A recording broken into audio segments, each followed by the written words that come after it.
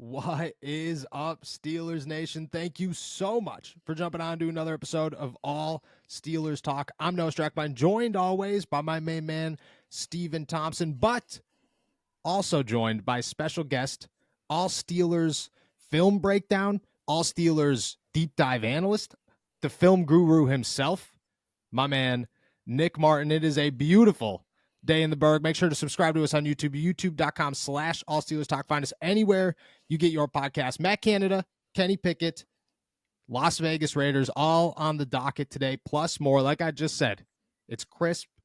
It's football weather. It's a great day. Nick, since you're the special guest, I'm gonna start with you. How you feeling, my friend?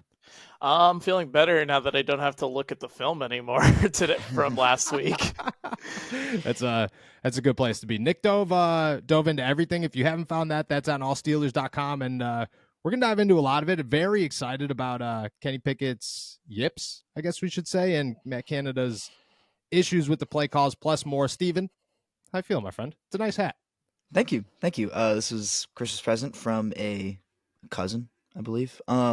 But yeah, it's a new hat, new week, trying to, inject some new juju into our world, into the Steelers, into Pitt, into everyone. But I feel good. It's nice to have Nick back. We got a crowded room today, but it's awesome. I'm really excited for this episode. It is very nice to have Nick back. It's been a minute. It's been for those of you who weren't around for the Senior Bowl, you should go check that out because we had great podcasts every single day as we crammed into an Airbnb, ate so much fast food that my body started rejecting fast food, and Nick took about 15 hours to get home and back. So it was a grind. It was a good time. Nick, let's start with you. Matt Canada yesterday answered in possibly the worst way possible about how the Pittsburgh Steelers could fix their offense. When asked about the boos, he ignored the fire Canada chants. He acknowledged it, said that, it is what it is. He's proud of his team. I thought it was just a world-class deflection of, hey, did you hear everybody chanting to fire you? Yeah, I'm real confident in the guys. Yeah, so are the fans. They were not yelling at the guys. Nobody was booing the guys. They were booing you. Obviously, the team as a whole, world-class deflections, absolutely killing it. Then he was asked, how do you fix it? And his answer was very simple. Long quote, I'll break it all down for you. Quote, a lot of things, we've got to be more consistent. We've got to be better. Every facet of our game could be a little bit better. There's no magical answer to this, I don't believe, other than I'm very proud and excited about where our players are with it. There's nobody pointing fingers except for the fans.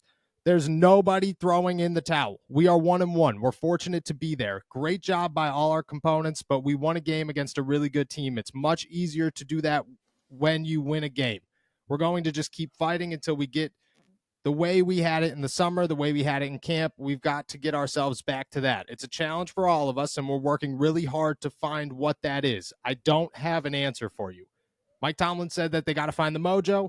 Matt Canada was asked, how do you find the mojo? Matt Canada's response, I have no idea how to find the mojo. You dove into the tape, okay? What are your thoughts on Matt Canada's comments?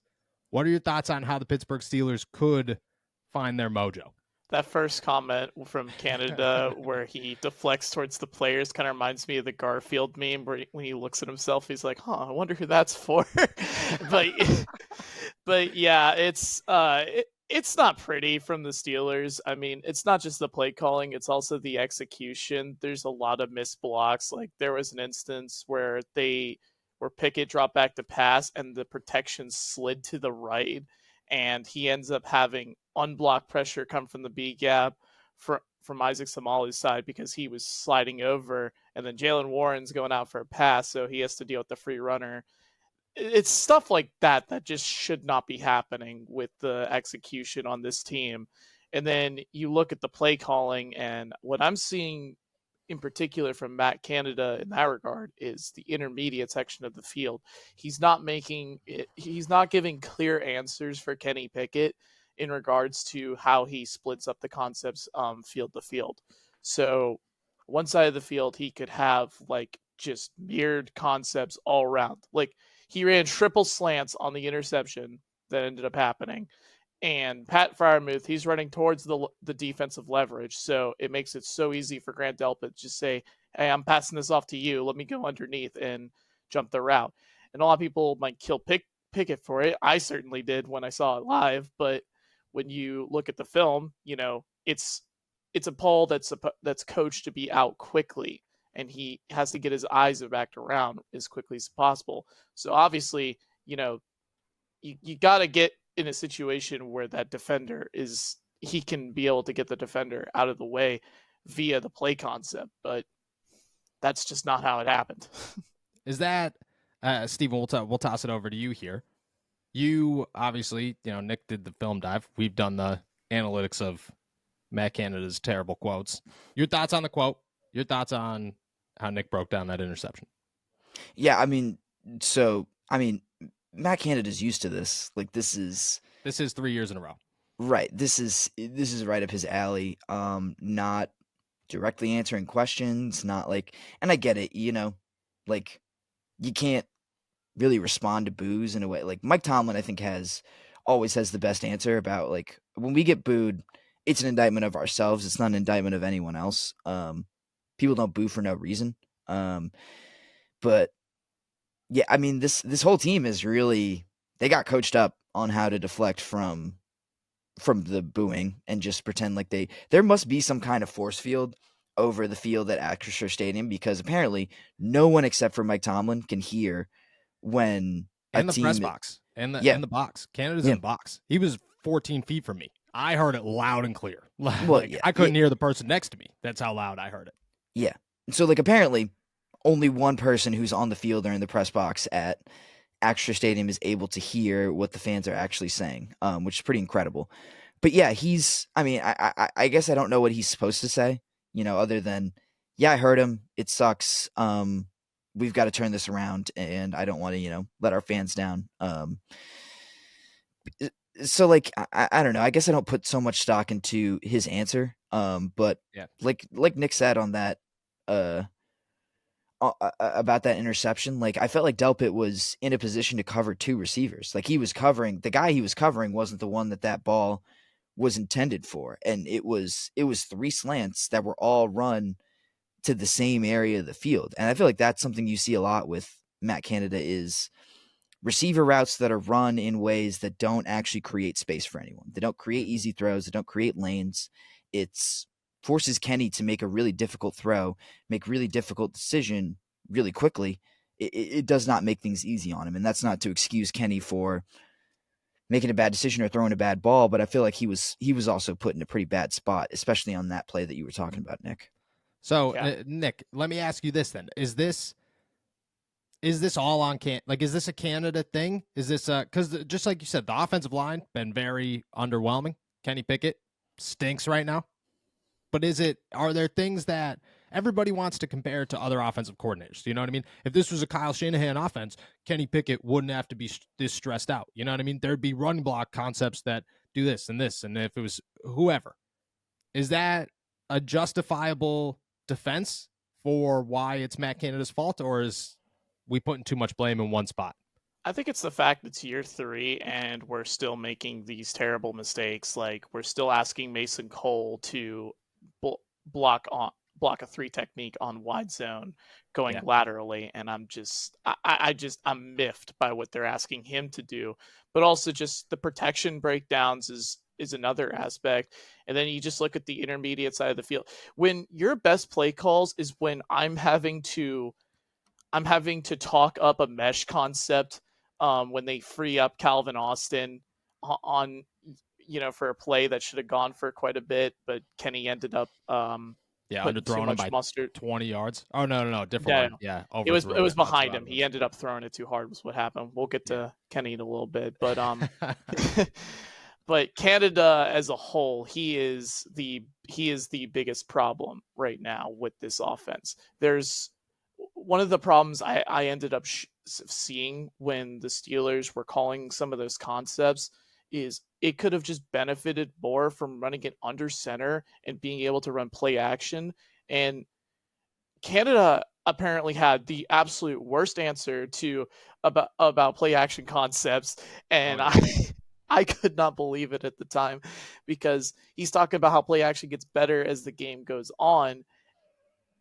That's a myth. That's not actually true. The analytics will tell you this, and often just having the threat of the run brings those linebackers up. And we saw in that game, the linebackers were playing so far up, especially when the Steelers were going to run, because they have obvious tells that I'm not that privy to overall, but they have those tells, and they need to just be able to, one, take advantage of what's happening in that situation, Yeah. and also just be able to like run more under center, play action, drop back game, because part of the issue is they're running these concepts in the middle of the field, and these linebackers are just they have so much depth that there's almost no shot of the throw being completed.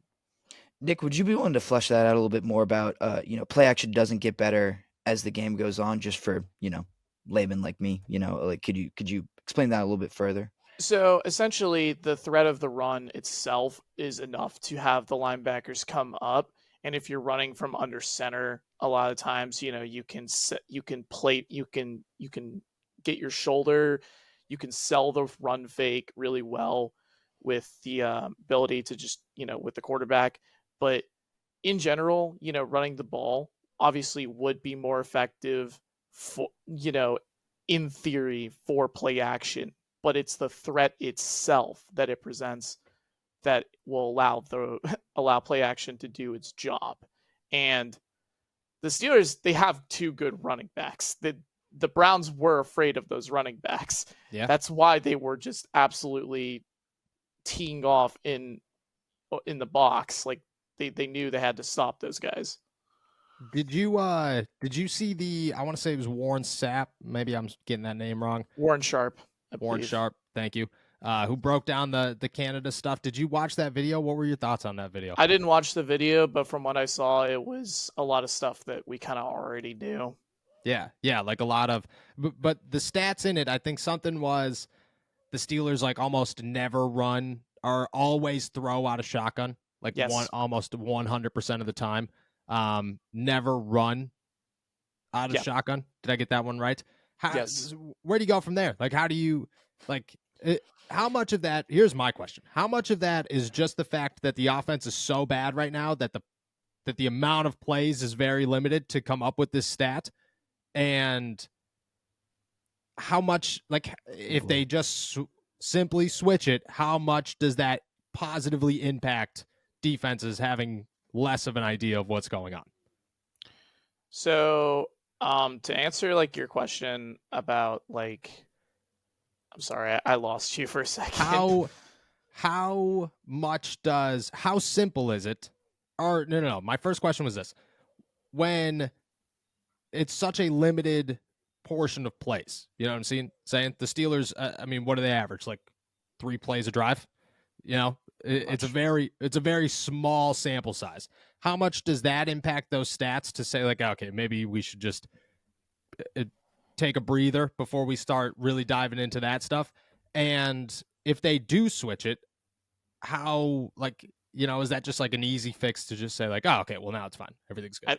I think when this has been happening for 3 straight years under Canada, it starts to become pretty obvious who's at fault with this whole thing. And it's just frustrating because you see the formation. It's like, oh, they're obviously going to run it here, and then they run it, and then they're in shotgun. It's like, oh, okay, yeah, no, this is a clear pass, clear as day.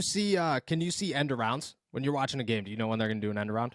Not quite. Jet sweep? I'm not too privy to that. I think what happened there was the linebacker was able to avoid the tackle who was coming up, and that's why he was able to get in the backfield so quickly. All right, I want to talk. It's more so the situational play call was just that stupid because they were running the ball that effectively. What about the 3rd and 1? What about the 3rd and 1? The handoff, the play. Obviously, Kenny, everybody knows the play. The 3rd and 1. Do you think that was an option? I thought it was an option. Matt Canada would not answer what the play was. I thought it was an option, and if Kenny hands that ball off, it's a first down. But maybe I'm wrong. I think that works better when you're actually closer to the red zone as opposed to doing this on 3rd and 1, because they were teeing off on both sides of the ball. Not just that, it was very key for Allen Robinson to make like one of the clear blocks, like he had one of the key blocks that he had to make, which, by the way, why are we not running to George Pickens' side when he's the best blocking receiver on the team? Yeah, putting Miles Boykin out there. Miles Boykin's a great run blocker. Like, what are we? Yeah, I mean, Miles Boykin can run block too. I don't really understand what's going on with that whole idea. I mean, Pickens gets a lot of physicality in the run game. He's able to move guys. He's faster moving laterally. That's something like that was a really hard block for Allen Robinson to be able to make. And Darnell Washington, obviously, he did the best he could on his block. Those two players were the most responsible to make that play happen. But that's who you want on 3rd and short in a very crucial moment when you're running the football. I'm not necessarily as angry about that play call as most people, but when you have so many frustrations over the Steelers play calling as a whole, you start to get annoyed at them outsmarting themselves. What's up, guys? I have super exciting news to share with you. We have merchandise from t-shirts, hats, sweatshirts, and hoodies, and plenty of designs from Pickens to Pickett, Muth, Bleed Black and Gold, and of course, all of your All Steelers talk gear, all available at blackandgoldapparel.myspreadshop.com or on the store tab at our YouTube page. We cannot thank you guys enough. We would not be here without each and every one of you, and it feels awesome to be able to represent the AST brand and to spread that representation out to all of Steelers Nation. We know that you guys and us, we are one, and this has been one hell of a ride. Again, we cannot thank you guys enough. Check out everything at blackandgoldapparel.myspreadshop.com or on the YouTube page, or the store tab, on our YouTube page to get all your AST gear and whatever t-shirts, sweatshirts, shorts, nutties, coffee mugs that you're thinking. Again, thank you guys. Let's talk Kenny Pickett. You wrote a story this week about Kenny possibly having the yips. Some concerns there. Obviously, people are, and I'm one of them, skeptical about where Kenny Pickett sits and the future of Kenny Pickett and whether or not he's going to be a franchise quarterback of the Pittsburgh Steelers. Before I ask you whether or not he could be fixed, I want to know, what about his film did you watch and say, oh yeah, no, this guy's losing his juice right now? So, we've seen kickers have the yips before, and then they kind of just forget how to kick. What I'm noticing with Kenny Pickett is he is missing it's not just like throws, it's also his eyes. He's being very deliberate with his eyes. There was an instance when they were running double inside posts, which would have been a good quarters beater, and they had like an outside breaking route from Pickens on the backside. So yes, I know the exact play actually. Pickett literally, he brings his eyes towards the double post. He can literally see, like, pre-snap and post-snap, that the middle of the field safety is still there. And for those who don't know at home, middle of the field middle field safety usually means the middle of the field is closed. Like, one high safety is usually a pretty obvious tell. So he should be coming off that and trying to hit George Pickens. Instead, what happens is pressure comes, and then this is where Kenny's bad habits from college come from, where he tries to fight or flight, and he tends to choose the flight mode. So he tries to go outside the pocket, and then he invites more pressure and ends up sacking himself, as opposed to climbing, where he had a clear lane up the A gap. That's like college traits that showed up that we want to see, fix. But the stuff with his eyes, not being able to read a very simple, like, the thing about the Browns is they were not disguising anything aside from like some of their blitzes, and most of the time the Steelers had answers for those. It's when they were just running single high man coverage, and then Kenny was just not understanding or reading the coverage. He was just being very deliberate, and Matt Canada said that Kenny can audible out of plays, but I'm personally concerned how he didn't see that look and not be able to audible out. Not just that, like, he's something that I noticed in the offseason was he got bigger, and he's worked with his quarterback coach for quite a while.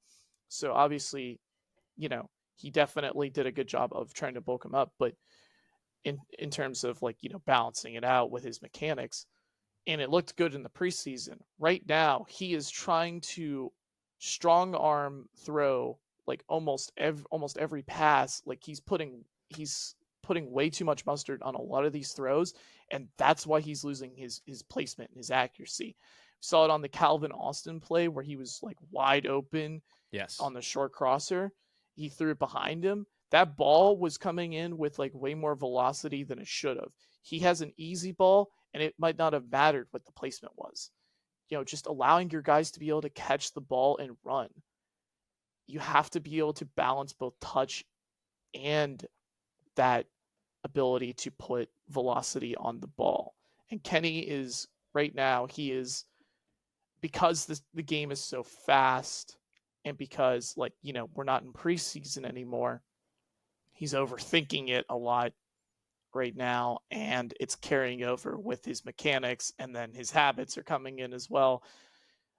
It's just stuff that is compounding more and more, and then you get into the issues with Canada's play calling, and where his eyes could be, but you look at the concept on the other side, and it's like, okay, there's not really anywhere his eyes can take this guy out of the play, and you just kind of just throw up your hands in the air, and you just don't know what to think. Like it's frustrating. I agree. Nick or Steven, thoughts? Kenny's Yipps? Yeah, I mean, I think the Yipps it's a convenient, but also I think a pretty accurate way to describe this, because there are throws he's made, there are decisions that he's made during the preseason that led to a more efficient offense, that allowed them to march down the field, that made you think, oh, Kenny looks real sharp. Kenny has this offense kind of under his command, and he can read it really well. That has not been the case this year, and it's somewhat inexplicable. Like, it's just, I don't know. I'm kind of the belief that someone doesn't just become super inaccurate kind of out of nowhere. And that kind of seems to be the case with Kenny. So the Yipps is not super helpful when you're trying to diagnose, okay, how does he get better? But I think it's a pretty good way to describe how he's gotten worse. Like it's throws that we've seen him make, like this. Yeah.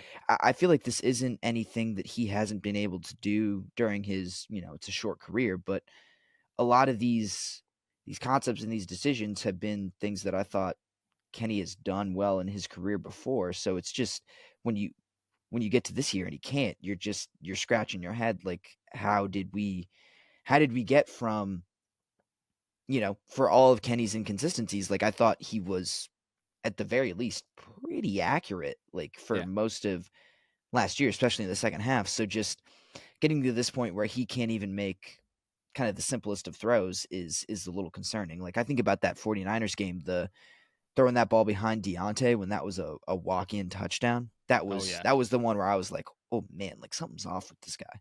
Yeah, there was one to George in this game too. I know we brought up the Calvin one, which was bad, the Deontay one. There was one to George too, was after the touchdown. It looked like the same, a much shorter slant, but it was a slant again. Threw it at his feet. Well, that was as bad as it gets. That's a good point though, and I want to toss this up to both of you guys. Does last year show anything? You know what I'm saying? Like last year, the second half, Kenny showed at bare minimum he could win football games. This year, like I don't know what everybody's confidence level is, but in myself, it's not high enough to say, well, if you put it in a 2-minute drive, Kenny Pickett's probably going to go win you that football game. Can you use last year as an indication to say everything it will be okay once the mental side of it's there, or do you have to toss last year out and say maybe it was a bit of a fluke? And I know we've used that term way too many times in the last 2 weeks, but is that, was it just like, it was a good run, it doesn't last forever? I'll go first. I definitely don't think last year was a fluke with what he was doing in the second half of the season. Like I said, we have to remember he added a lot more, he had a lot more velocity to his game, and that's an aspect he is definitely trying to balance out. And when quarterbacks have these moments, the biggest thing you have to know is that they have a short memory to be able to bounce back from these things. And Mhm. as much as I'm concerned about the yips that he has, I'm still seeing a guy who wants to learn from his mistakes.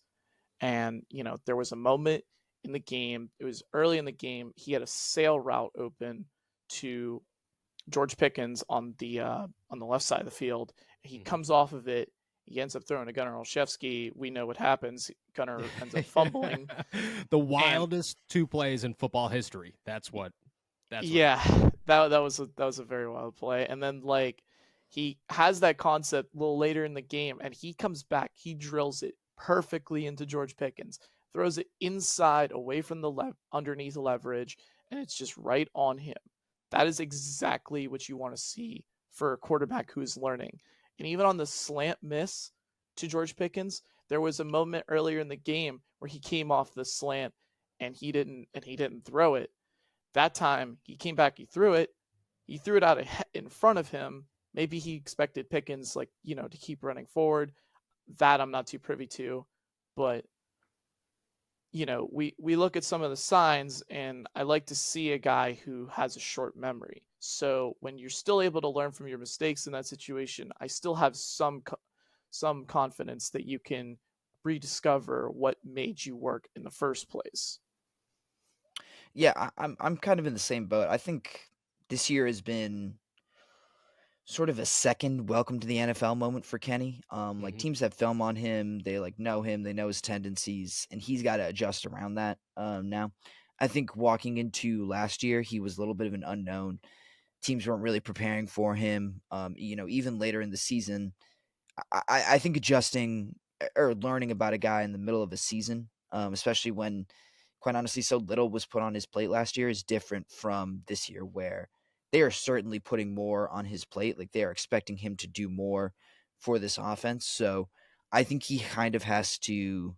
He's still in the process of learning how to manage this offense and manage expectations and be the guy. Like make a lot of important decisions and things like that. So um, I think this is kind of a second welcome to the NFL moment. Like I said, like he has to adjust to adjustments. He has to adjust when people know what's coming. And I don't think last year a ton of people knew what was coming. I think adjusting during the season or learning about a guy during the season in the middle of a full NFL schedule is different from getting an off season to prepare for a guy and getting to learn him a little bit more in that way.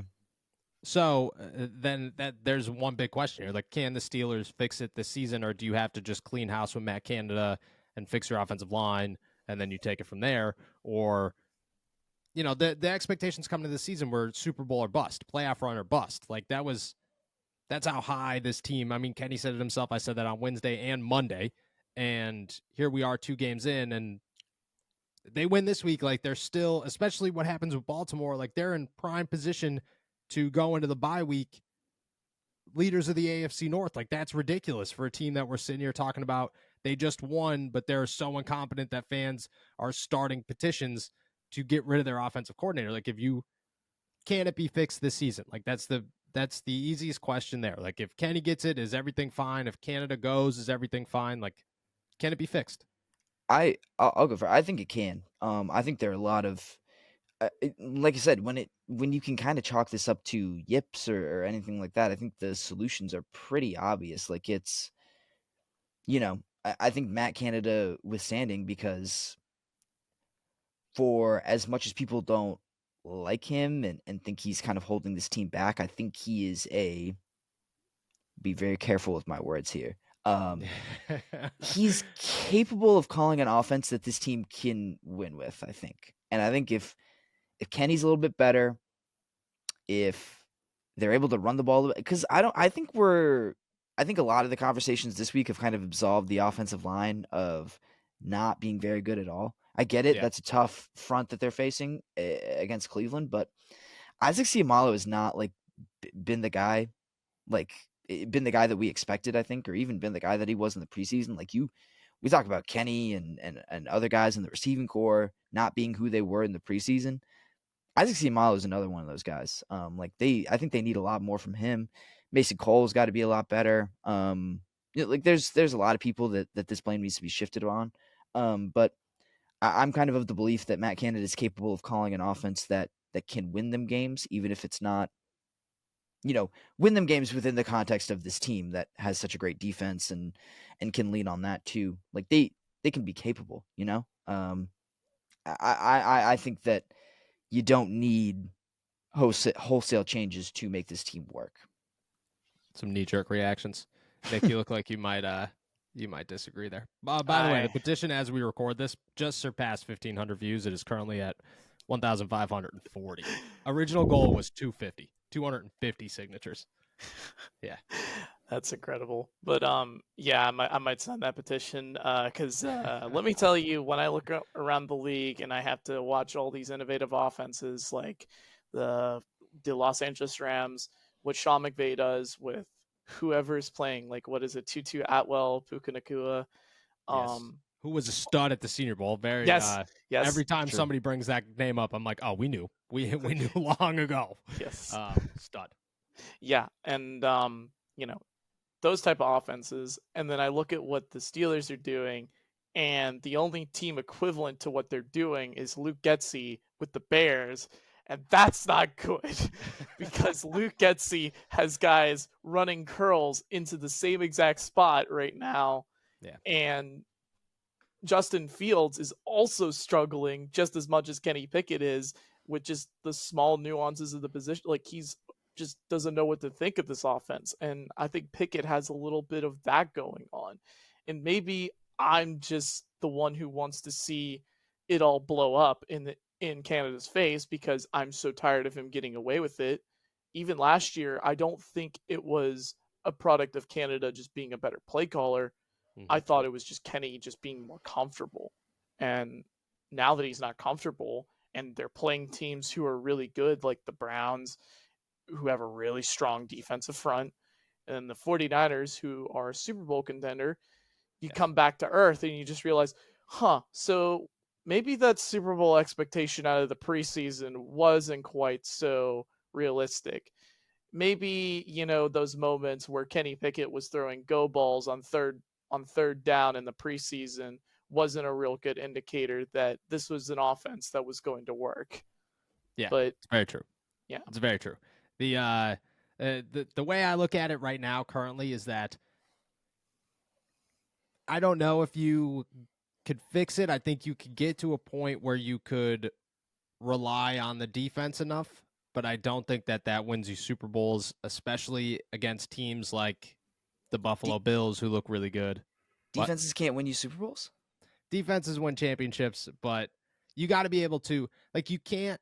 The run defense certainly isn't at that point where they can carry this team right now. I'm not saying this is, but I think you can. I think the idea that you can't lean on a defense to win a Super Bowl. Yeah. Like you can't score 12 points. You know what I'm saying? Like defense will win you a championship. The rule of thumb I've always heard in the NFL is if you could score more than 20 points, you can expect to win. That's not every game, but you should have the understanding that a good defense should be able to hold a team under 20 points. The Steelers have scored 20 points under Matt Canada 9 times. It's out of 38 games. That's as bad as it gets.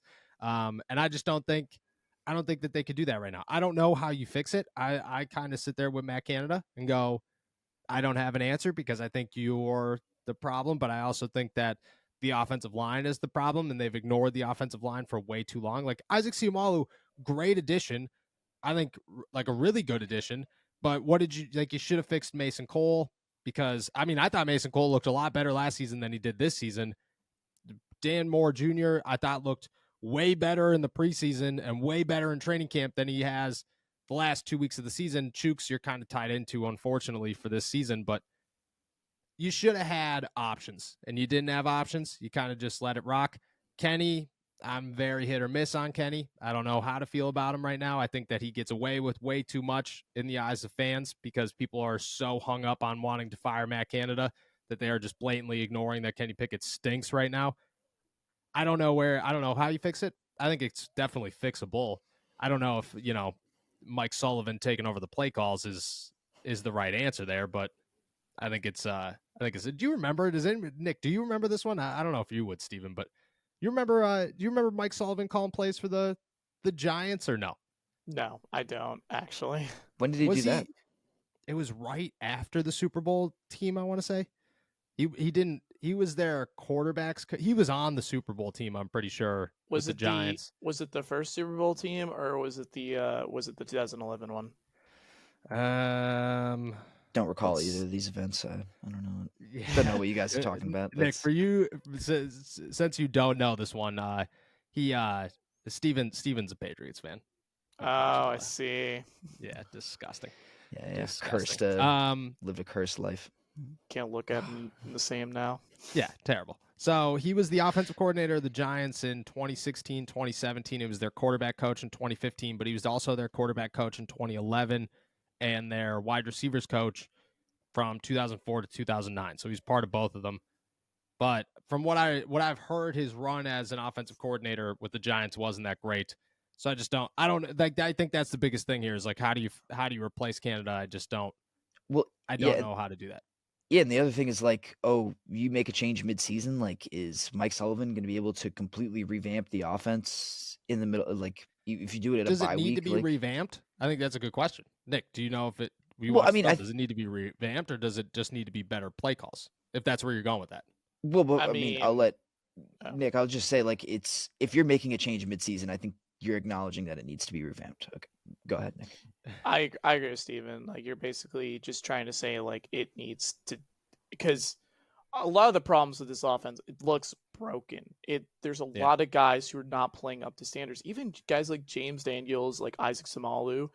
A lot of what's happening, I don't think is a product of them being bad players. It's a product of the offense not knowing what the heck it's doing at all. Like, it's just, it's really frustrating because when good players are playing bad and bad players are playing even worse and compounding mistakes, like when on bad play calls even more, it's hard to look at anyone else than the play caller themselves right now, because they not only tell them how the offense works, they tell you where you need to be, how this play works, etc. And nothing's working right now. I was going to say Canada doesn't even know what the problem is, so how is he going to tell you how to fix it when he doesn't even know? Exactly. He doesn't even know what the issue is. All right, we dove into Canada. At some point he's probably going to hear this and he's going to hate us a little bit more, but it is what it is. Dove into Kenny and the Yipps. Let's turn attention over to the Las Vegas Raiders. The Steelers head to Allegiant Stadium Sunday night, second primetime game in a row. Jimmy Garoppolo's looked anything but good. That Raiders team has looked anything but good the last 2 weeks. You guys look at this game. Nick, we'll start with you. Your keys to victory against the Raiders. Target the outside corners of the Oakland Las Vegas Raiders, because Marcus Peters does not have the speed to be able to keep up with either George Pickens nor Calvin Austin. And Jacorian Bennett, he's a rookie. He gets very handsy. You isolate a guy like Pickens on him, you can get very, very good matchups. Like, you want to avoid a little bit actually of the middle of the field. Maybe like when you isolate Robert Spillane on like Pat Freiermuth in that situation, but they might use Divine Diablo in that situation because he's been a lot better for them. Also, protection, like just keep Pickett upright, keep him from making those bad decisions with his legs. Like, that's the main aspect to getting Kenny Pickett back on track. Protect him, and he won't get so jittery, and he won't panic when things aren't going necessarily according to plan. I like it. Steven. Run the ball.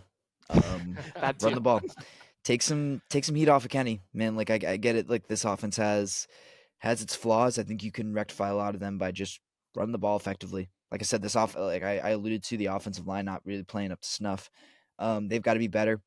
Let's feed Jaylen Warren. Let's get Najee involved to kind of finish off some drives. Like, they should be able to run the ball. And I think I said at the beginning of the year, like, this team's going to be at its best. It's built around running the ball effectively. Let's get back to that.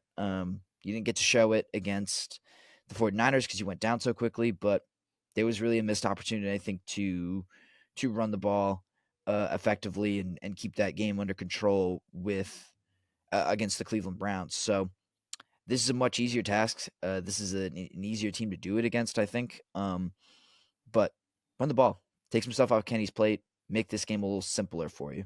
Yep, I like it. I'm going to expand on that one. My key to victory here is switch up the running game, man. This is Jaylen Warren hour. And it should remain Jaylen Warren hour. You want to know what an offense needs when it lacks a spark? A spark, man. That's all they need. And nobody in Pittsburgh has offered a larger spark to this offense consistently than Jaylen Warren. The guy could catch the ball. That George Pickens touchdown, I give a ton of credit to Jaylen Warren for clogging up at least 4 defenders. And I, maybe I'm wrong here, but I don't think Najee Harris would have done the same thing there.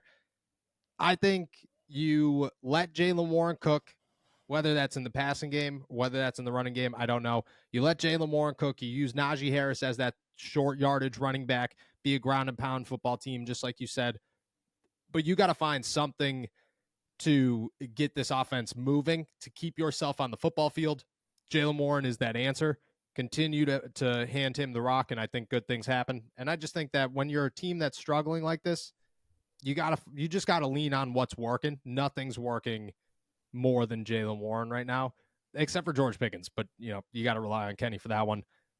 I'm sticking with Jaylen Warren as my key to victory. Let me add one quick one on the run game, because I think what they need to do is just run more gap and power in this game. And look, the wide zone stuff, I understand they want to make it a thing. I know they want to make it a thing. And it is a big part of their offense. They got to stop asking the impossible from Mason Cole. They need to just let these guys beat them up front and pound the rock inside. It will work so much better. As opposed, not just that, play action. Take advantage of when the run game is working. You need at least 3 quarters of football before you can run play action. Oh yeah, you're right. My bad. All right. Pittsburgh Steelers, Las Vegas Raiders, most important time of the week. We actually we're 1-1 right now, I believe. Pretty close. That's right.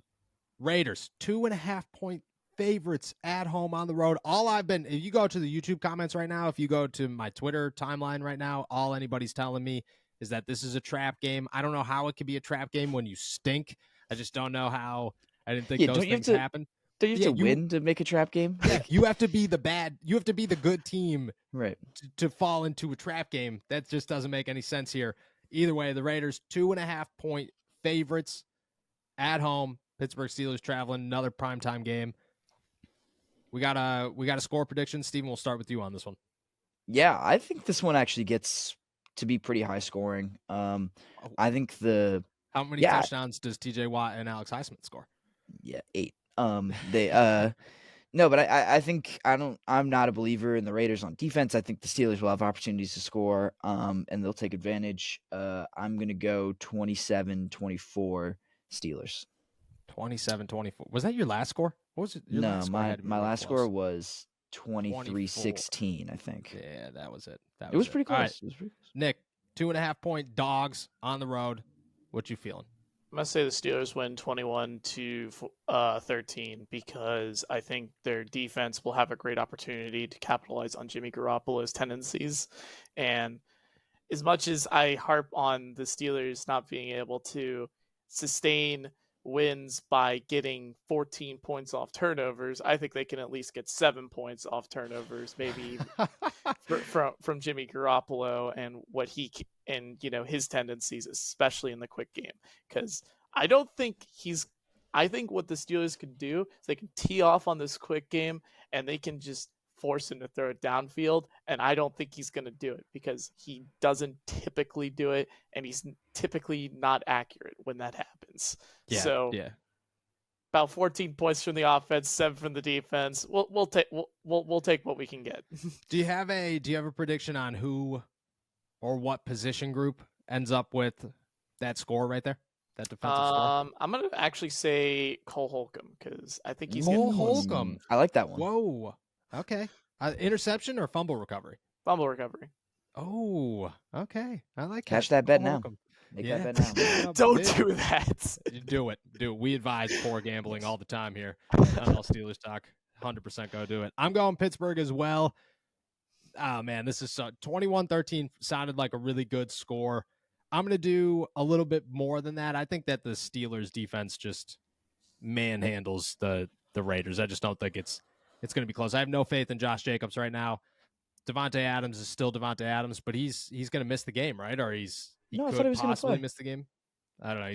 He's working through a concussion, I believe. I haven't been following it enough to understand. I'm gonna go 20. I'm gonna go 20-10 Steelers. A win that you still don't feel super good about, but you feel good enough with. I don't know if I have the balls to say that the Steelers are going to score another defensive touchdown, but we'll say that I'm gonna follow the poor gambling advice, and I might put a couple bucks down on Cole Holcomb anytime touchdown just to see what happens. But I'm gonna go 20-10. I think Steelers go 2-1. Then they head to Houston. Things are looking on the up and up. We'll see what happens with Baltimore, and then we'll take them from there. With that said, we're heading out of here. Thank you guys so much for jumping on to another episode of All Steelers Talk. Make sure to subscribe to us on YouTube, youtube.com/All Steelers Talk. Find us anywhere you get your podcast. Check out all mine, Steven's, and Nick's work at allsteelers.com and our pit coverage at insidethepanthers.com. Nick, give a little plug to your Twitter account so everybody can find your film breakdowns at all times. So I post under the handle at the Mick Narton, Best Twitter name ever. MICKNARTIN. Love And I usually post about draft prospects. I talk a lot about, other teams and their schemes and stuff like that. So it's a great time. And if you have any questions, just ask nicely and I'll be sure to answer them. I love it. All right, make sure you follow the Mick Narton, the best Twitter handle I think I've seen on Twitter, on X, whatever you want to call it. We're heading out of here. Have another beautiful day in the Berg. Peace.